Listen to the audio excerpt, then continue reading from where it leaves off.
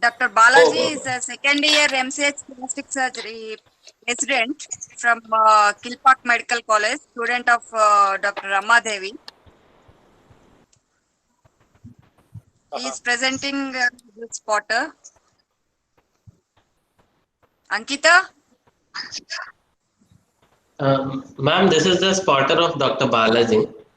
Yeah.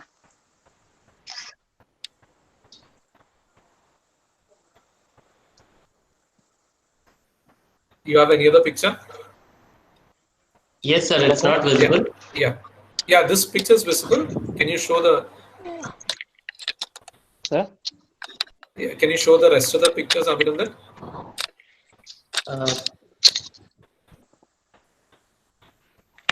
Hello. Balaji is there. Balaji. Sir, Yeah. Yes, sir. Yeah. Please, Balaji. Good evening, sir. This is Dr. Balaji from Kilpak Medical College, second year resident. My guide is Dr. Professor Rama Devi. Sir, this is a case of right-sided torticollis. Okay. The rest of the history and the investigation not known, sir. What will you examine? No. We are not. At least I cannot see it. The screen is not visible, Ankita. Sir? Abhinandan, please.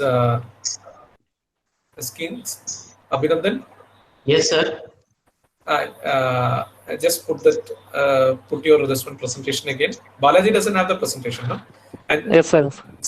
He's not able to share the. You'll have to pin that. Then only it will stay there, madam. Sir, can you see that now, sir? Can see it. Yeah. Yeah, now I can see it. I Yes. can see it. So please make it full screen.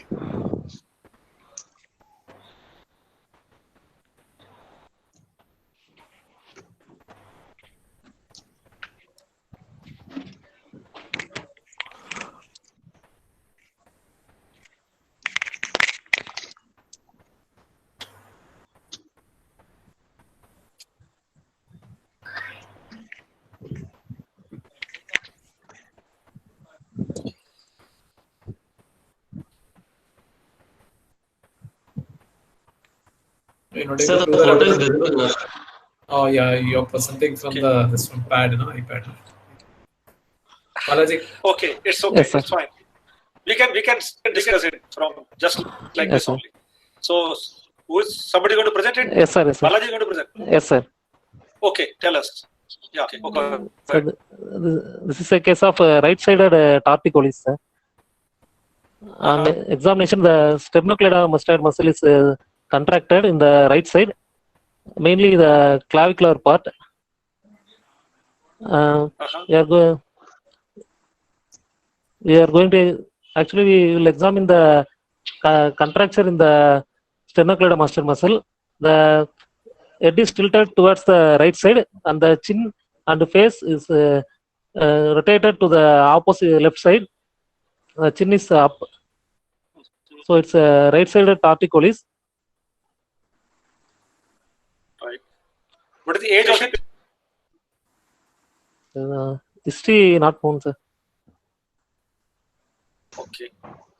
History is not. Yes, sir. Around 8 to 18 years, you can tell. Yes, sir. The adult patient. She only. has this, and she has this torticollis since birth. Sir, spotters, they don't get any history and all, sir. They have to find out only. Okay. Okay. So, what all findings you have to ask in history? I'm not aware. And all you tell, Balaji. Yes, ma'am. This lesion is present since birth as a swelling in the sternocleidomastoid at birth, or it developed later in the later age. If it's present since birth, it's as a sternocleidomastoid tumor presenting as a torticollis. Okay. Other causes like spasmodic torticollis or ocular torticollis, like that. Osseous problems like atlanto-occipital lesion anomalies and atlanto-axial rotation deformities or basilar impression. So, okay. So, what is the We indication have to of? do X-ray and Okay. sir. Okay. Go ahead. You want to get the X-ray to rule out any Accelerator osseous cervical, yes, sir. Okay. Other lesions like So infective. now you have come to. Go ahead. Speak. Secondary, yes, sir.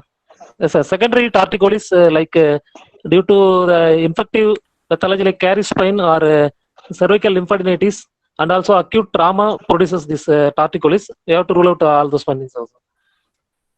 Okay. Okay. So And, what is the indication? Operative intervention here. So any in congenital torticollis mainly due to cosmetic reasons only, sir. For other pathologies, you should correct the pathology. In spasmodic torticollis, to relieve pain, you should correct the torticollis, sir. So one is that you want to do it for cosmetic reasons. Yes, sir. It doesn't look good. Any other sir. functional effects it can have if it is not treated. Yes, sir. Side to side movement in the neck, and also it produces unable to see in the upstairs. Superior vision is lost, and also it will produce strabismus and hypertropia or hypotropia, Yes. like this in the It can lead complication. to that also. Yes, sir. Yes. So you have to operate not only for Yes, sir. cosmetic but for functional reasons also. Functional. Okay. Okay. So what will you like to do? Sir, it's a adult patient. First, depending on the cause of the torticollis, we should plan, sir. If it's a spasmodic torticollis, she is a adult patient. First, can go for stretching exercises along with botulinum toxin injection, sir. If it's a congenital muscular torticollis, you can go for a surgical release and excision of the sternocleidomastoid muscle, sir, as a unipolar or bipolar treatment, sir. Yes, sir. Release You want and to excise that segment. Yes, sir. That fibrous segment you have to excise and release the bony attachments, sir.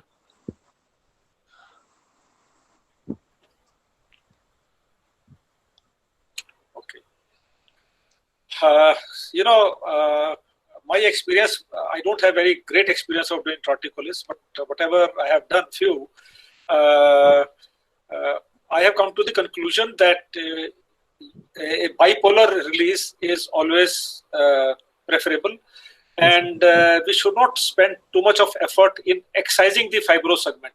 Once you have released it bipolarly, you don't need to excise that fibrotic part, because once you excise it, it leads to more hematoma formation, and again there is more chances of recurrence. So a bipolar release along with the post-operative splintage and physiotherapy is all that is needed. This is my feeling. Dr. Sandeep, you have any other opinion about it?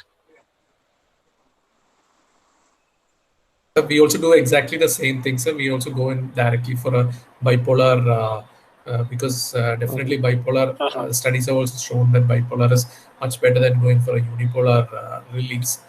Dr. Balaji, I just wanted to ask you another question, Balaji. Yes, sir. Is there Yes, any sir. post-operative, after you do a bipolar release, do you have any post-operative regime for this patient? What do you do for this patient? After 7 days of release, you have to give a head Holter traction, and then put on the Calots cast, sir. It's up to 4 to 8 months, sir. 4 to 8 months, you have to give Calots traction and splinting, sir. You should overcorrect the defect with the splint, otherwise it may go for a deep contracture, and again recurrence of the torticollis will result. Okay. Sir, do you give like so much extensive splinting for these patients, sir? No, Nate, no. Yeah. In fact, lentage is given for Yeah. maybe about a couple of weeks, and then physiotherapy, and patient starts using the neck. It really works well. I think the point is to release it poles from the mastoid as well as from the and once you do that, clavicular. you don't have bipolar release is very important, and then generally it's quite a satisfying operation. But having said that, I would say I have done about 3 or 4 in all my cases. Okay. Where I don't get any. So Yeah, and Balaji, but it appears to logic that you should do bipolar release. Yes. Balaji, I just wanted to add one thing also, Balaji. Yes, sir. This is regarding, you are talking about excising that fibrotic areas and all. No? See, the Yes, problem is when you actually go for excisions, the volume, see, when the stenomastoid volume is not there, it doesn't look aesthetically pleasing. So usually we don't excise it, we just release it, but you have to give a good release. You have to give a good release so that this moves upward. The above moves downward. Yeah, and then so later, if you want, you can even put a fat graft over there. Maybe not the first time, but later Okay. To actually get a much. Absolutely. There will be a different. Agreed. Especially when you excise it, probably the fibrotic scar, you may need to put a fat graft because that area will go down actually. Yeah. All I think. Yeah. Dr. Radha, I feel excision should not be. Yeah, excision should not be. Yeah, excision should not so be. just release it. Yeah, release it. If somebody excises, definitely there is going to be a effect over there. Then we may need to put this one. Yes. And then previously people were saying that you could do Z-plasty and all that. That is not possible. That's just not possible. Yeah. That's not possible. Is there? Do we have any other case? Yes, sir. Abhinandan, can you put on the next case? Balaji, thank you very much, Balaji. Thank you, sir. Thank you. Yeah, good, Balaji. Yes. Thank you, so sir. there was, in the meantime, we can see if there was some other question somebody is asking. And Sir, there was a question by Dr. Vinod Kumar. How much to correct? How will you access? Do we need overcorrection? I think what we need to do is that after you have done the bipolar release, you keep on feeling that, if there is any tight band felt, that also needs to be, taken care of. Basically, and on table, you can, see if that side of the neck, you can hyperextend it, you can move it nicely. That should be enough. I think you just go by the intraoperative findings. So Dr. Joseph Katadi has asked a question, in fact, 2 questions. Should an ophthalmology consultation be done before release? And as there can be a problem in visual access post-release in an adult patient?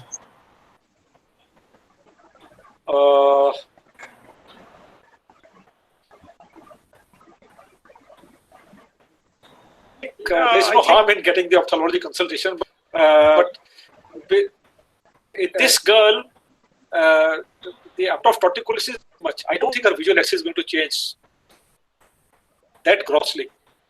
So, but there is no harm in getting the ophthalmology consultation. And if there is change in visual axis, that has to be corrected later on only. So whether you get the consultation beforehand or later, makes no. Yes, sir. Thank you, sir. I think the questions are done. Okay. I think that we can just take, sir, what would be the questions that you would ask for this particular case, sir?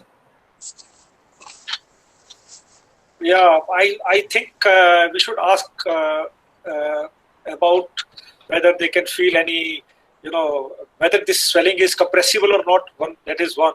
And secondly, can they feel any bruit or any visible pulsations are there? So that could be, and then how to investigate it. Any investigation they will like to do. Yes, sir.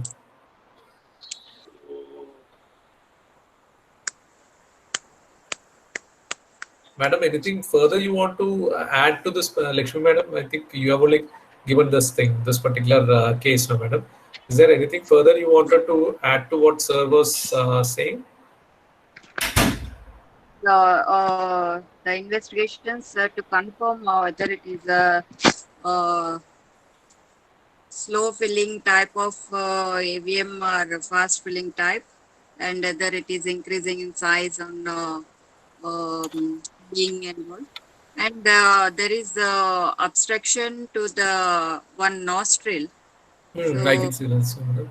Yes, so maybe functionally also it is troubling the patient, and few children, they come with history of bleeding and ulceration injury also. So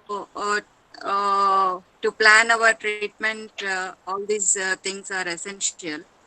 So those aspects, and to know whether any feeder vessel is there, or it is a arterial type of slow filling or high filling fast type. filling, Fast filling type. So to plan our treatment. So CT angio also required to see the feeder vessels. Do we routinely ask for a CT angio for all these patients? Or first you go for a Doppler investigation? No. Not for all cases. When we plan any surgery, then only we ask. And other evaluation of echocardiogram and all, we get it done. Do we first, instead of going for a CT, especially for the small child, do we first actually just limit it to Doppler study? We limit it to a Doppler, and if there is only a great doubt and to see the extent whether it's AV malformation, then probably again, if it's a AV malformation, sir. Yeah, I was thinking that most of the information we can get on clinical examination only. Yes. Probably Doppler could be one key investigation, and the CT angio probably will be required not in very large number of cases. It will be required only in very few cases. Yeah, that's all. And although on it looks to me as if it is a low flow lesion. Doesn't look like a very high flow lesion here. Yes. Could be venous malformation, or could be just a low flow.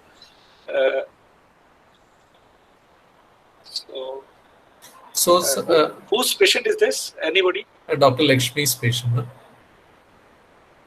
Dr. Lakshmi. So Dr. Lakshmi, is it a low flow lesion or high flow lesion? It's low flow only, sir. Low flow lesion. Low flow and involving in that you could also see mucosa inside also. So this. Actually, on the alar rim also we can actually see small bluish discoloration. Again, that also gives way that most likely it is a low flow. Yes, we can. Low flow lesion, maybe some vascular lymphovenous kind of. Yes. If it compresses nicely, then it is compressible. Then it could be lymphovenous. You could also feel some phleboliths also carefully if you palpate it. Yeah, I think Balachandran has come on. Good evening, sir. Balachandran. We were actually. Good evening, sir. Okay, sorry. Good evening, Balachandran. Sorry for this one, sir. Okay. No issues. This is a case. You were doing your job. Okay, come. Okay, sir. It's a case of vascular anomaly, sir. It's a see. So I want to ask a detail about the history in the patient, sir. Yeah. You are audible. Okay. Yeah. So I want to ask you're loud and clear. Detailed history about this patient. Yes, sir. History regarding the birth history, sir. How is there any what type of delivery happened as an institutional delivery and thing? Because prematurity is one of the common cause for this thing. So I want to know that was the weight of the baby and age of the child and sex of the child. This all these things are regarding birth history. Along with, I want to ask about the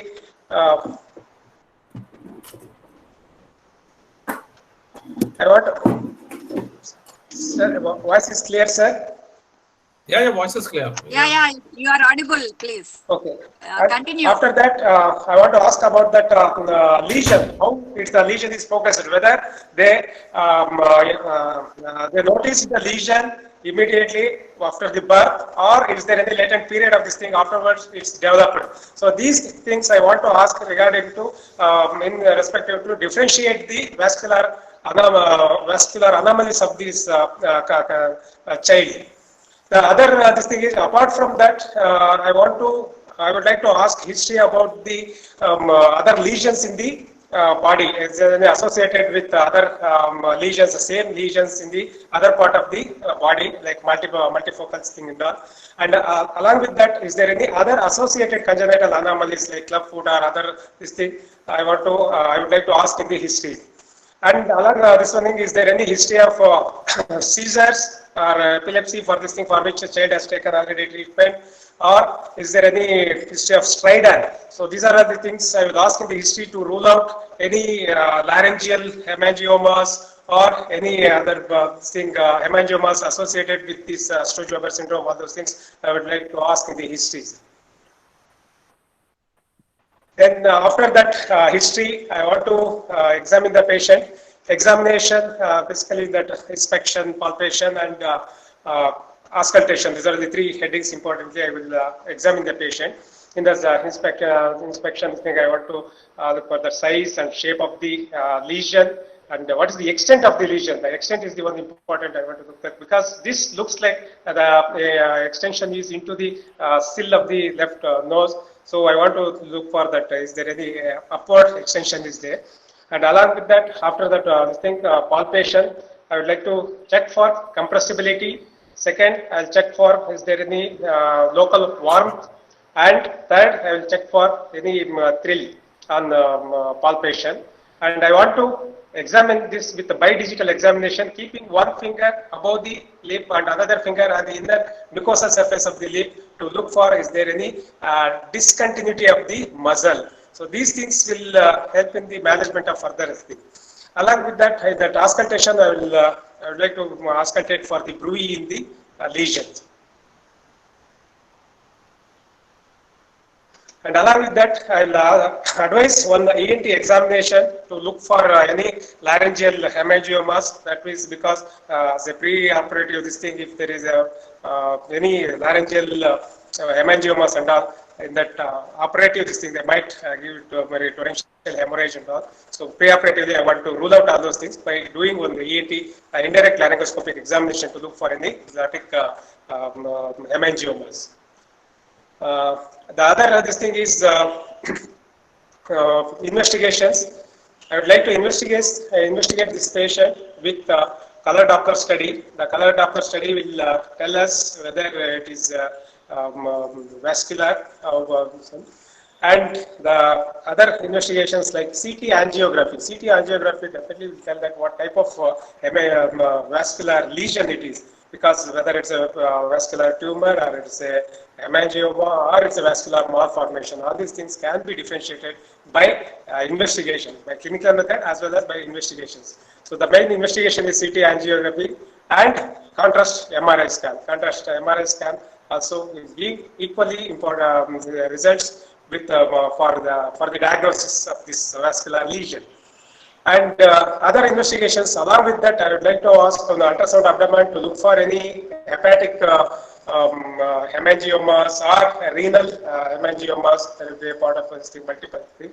And CT and MRI of the brain to rule out any leptomeningeal like Sturge-Weber syndrome. And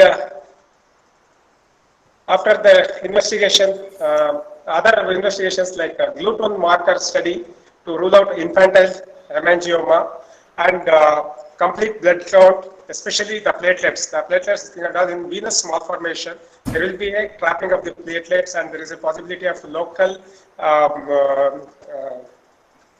LIC, that is intravascular coagulation, and finally it might turn into a disseminated intravascular coagulation. The platelet count will be low in that one, and along this thing is the phlebolith is also one of the marker of this thing that I can pick up with the palpation also. And other one is a thyroid profile. Usually these hemangiomas will be associated with, especially this infantile hemangiomas associated with hypothyroidism. So I want to check for that thyroid profile. Other investigations like BT, CT, and APTT, these are all mainly for that venous malformation where there is a chance of bleeding in intraoperatively. So after the investigations, I can make out whether it is a infantile hemangioma or congenital hemangioma or venous malformation or arteriovenous malformation. And my treatment is depending upon the diagnosis. Shall I proceed, sir? Yeah. So if the result of this thing is the diagnosis comes as infantile hemangioma, that's wait and watch. I'll look for this thing, and I'll start corticosteroids. That prednisolone. I'll start with the prednisolone. We'll give for one this thing and look for response. This thing. If it is infantile hemangioma, usually it will send to this one. Or the other drug is propranolol. I can use that propranolol and wait for this thing. So it will take one. The duration of the treatment is around 8 to 10 months. So if it is infantile hemangiomas, usually they will respond with medical line of treatment. Suppose if it comes as a venous malformation, confirmed by MRI or CT angiography with the phlebolith and all. So my first kind of treatment is sclerotherapy. I'll go and inject the sclerosing agent. I'll use one of the sclerosing agents like hypertonic saline or sodium tetradecyl, hot water or absolute alcohol, or foam sclerotherapy. Any one of these methods I use to sclerose. And if it turns out to be AV malformation, if it turns out to be a AV malformation, the treatment is in the form of embolization. After embolization, within 48 to 72 hours, we plan for a surgery. The surgery is the form of ligation of these vessels and removal of the main mass of this thing, debulking of the lesion. And later followed by follow-up of this patient. And because since the child is the thing, there is a developmental result, the reconstruction I will plan in the later and by incision will be either the intraoral, that is mucosal surface of the lip, and then yes sir, yes sir, sir. We proceed. So the incision, I'll put incision over the mucosal aspect of this thing. I'll raise the mucosal flap and I'll raise the skin flap and debulk the main vessels, whatever the dilated thing and all. I will remove all those things and suture it. And later, if there is a cutaneous thing, I will treat with pulse dye laser for cosmetic lifting. Or if if the skin is very much damaged, it's not able to preserve the skin, then I'll excise it and then I'll close it advancement advancement flap. Why do you want to use a laser, doctor? Pulse dye laser. No. Why you want to use a laser? For residual telangiectasia, sir. After debulking surgery, if there is a cutaneous smaller this thing or other, that can be treated with pulse dye laser. But here in this case, is there any cutaneous element as of now? No, sir. After sir, debulking surgery and post-operatively, sir, if necessary. No, if there is a cutaneous element, okay, then now it's entirely a mucosal lesion. Yes. So you need to reduce as much as possible, if at all, if you're reducing. Debulking surgery I use.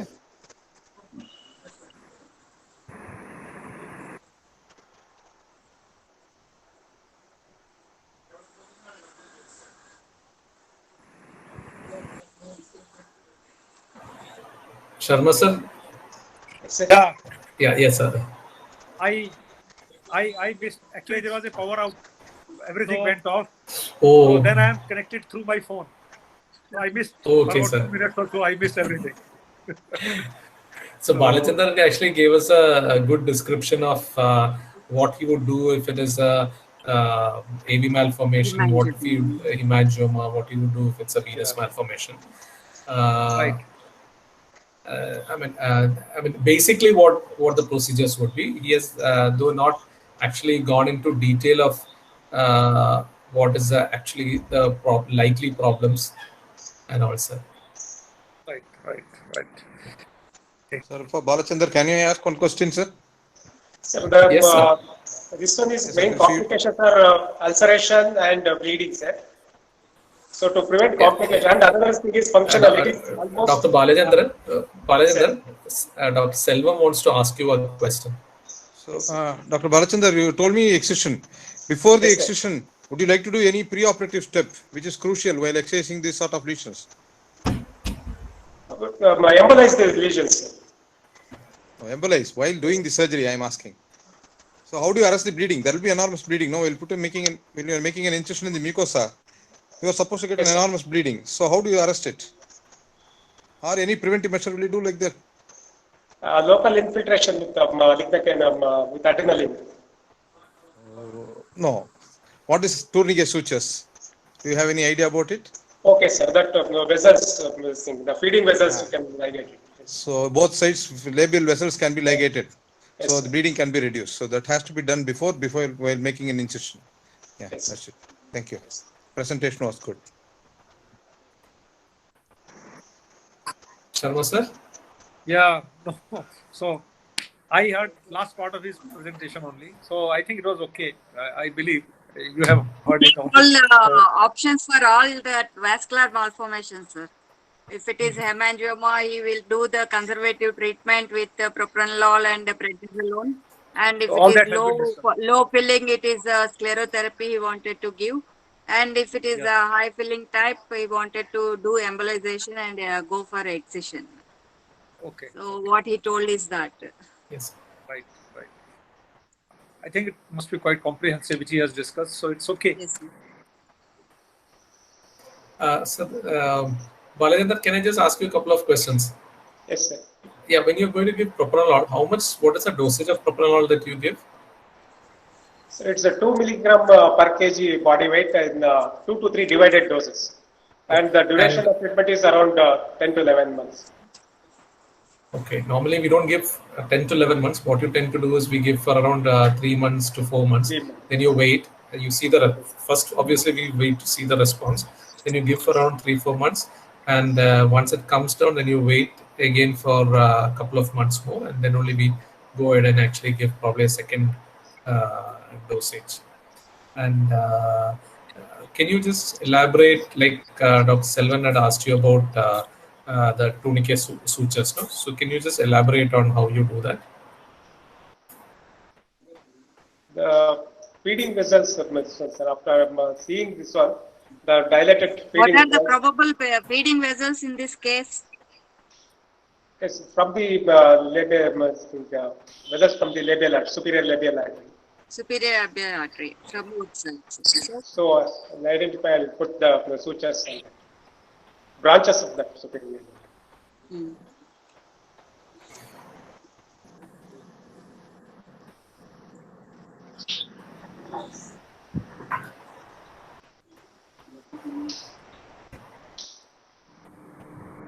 So actually in this particular case, if you actually closely look, you can actually see small bluish discoloration on the nasal rim and all. So what is, when you see that, it is what we feel is probably it's more likely to be a venous malformation. So in that case, what would be your first line of management in venous malformation? So sclerotherapy, I'll go for a sclerotherapy. Okay. And how are you going to do the procedure, sclerotherapy? Sclerotherapy is injecting into the lesions, into the lesion, intralesional injection of the sclerosants, any of the sclerosant like hypertonic saline or 3% sodium tetradecyl or even hot water can be used. That foam. What would you use? How will you use? Prefer to use? Yeah, and how are you going to use that? Any precautions you will take? First, I'll aspirate some of this one, and whatever that collected that and all, then I'll inject and I'll put a pressure over the lesion, and I'll put a compression bandage for 1 day. For the lip. How will you put a compression bandage for the lip? With pressure bandage. It is difficult. Difficult, no? Yes. So where will you do this procedure, this injection sclerotherapy? Where will you do this? No, it's general in the OT, sir, under the anesthesia with all precautions with this thing. Yes, in always OT it should be done. We'll admit The the OT. patient and observe the patient. Usually we'll observe for 24 hours. Only after 24 hours we'll discharge the patient. What are the problems you anticipate? Sclerotherapy. Bleeding, sir, that thing. Bleeding is one of the thing, and the necrosis of the skin. That is very Long-term important. complication and ulceration also can occur with this one. The externalization of the sclerosant can cause destruction of the surrounding tissue also. Yes. Lots of edema will be there. And the method of injection, before injecting, you have to empty the lesion. Okay, the compressibility will be there, and you have to compress totally, empty the lesion, and ask your assistant to hold on both sides of the lesion. Compression on either Then side of you the have finger. to, yes, Finger. all this is a method you have to describe. Okay, right? And then put your needle inside the lesion and try to aspirate. See that there is no blood is coming. And it's perivascularly you will inject the sclerosant, and that too it should not be not very near to the skin as well as not near to the mucosa. If you inject peripherally or near to the mucosa or the skin, it leads to necrosis. Okay, and you should not give large quantity also, right? Yes, yes. So optimum of for this type of lesion, maybe half cc will be sufficient.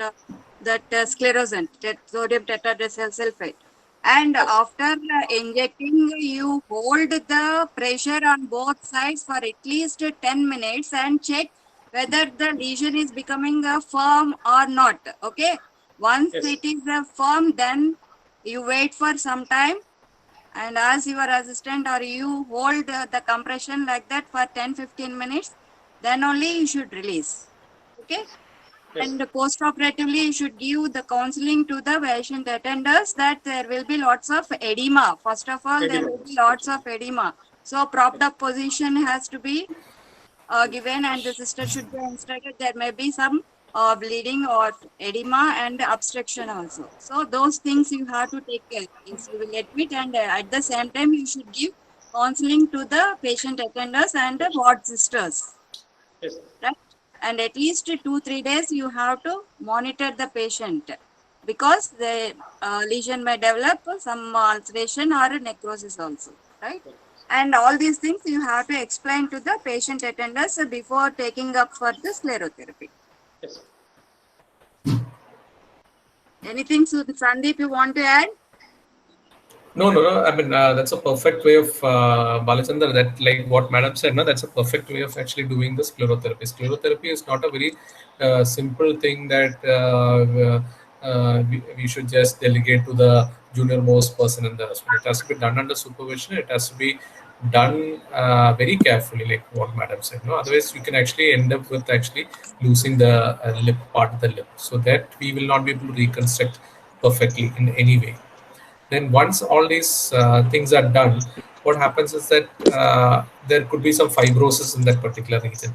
So then you have to mention that there would be some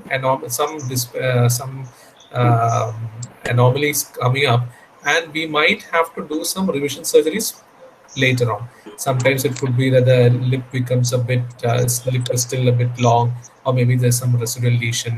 You might have to actually go for a repeat MR scan or a Doppler scan to see if there's some residual lesion, maybe after 6 months, and then at that time we might have to repeat this procedure, or we might have to do some sort of correction of the lip height and the nostril width, etc. if there is a problem with that.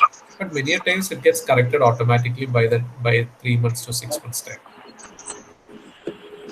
Hello, Sandeep. After giving Yep. 2-3 injections, if any residual lesion is there, then you can plan the surgery accordingly. Yeah. And usually we might actually dilute it also. Usually STD comes as 3%. We might dilute it to 1% and then use. Especially for a small child, it's preferable to dilute it to 1% and use it. Okay. Sir, Sharma sir, anything further on this particular topic, No. sir? Quite exhaustive discussion on this case. Yeah. So I think you did. Very good discussion.